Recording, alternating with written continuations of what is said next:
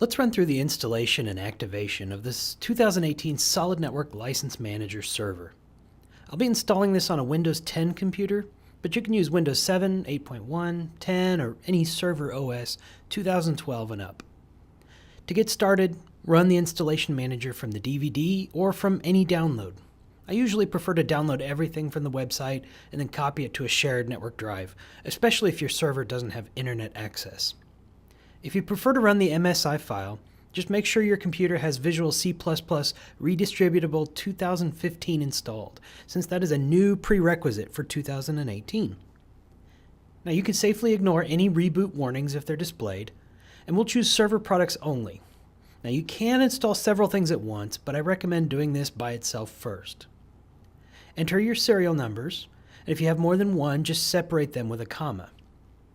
If this is an upgrade, they'll be saved from the last install, but for a new install, you'll be prompted to enter them before you see this final summary screen.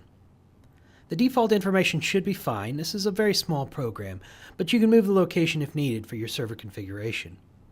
The installation will take just a few minutes in most cases. I usually recommend doing this when users are not using the program if it's an upgrade, but most of the time users wouldn't even know when you upgrade it if they're still working. I'll just fast forward to the fun part and click Finish. Now, when the installation is complete, you still need to run the license manager to activate the licenses, even if this is an upgrade.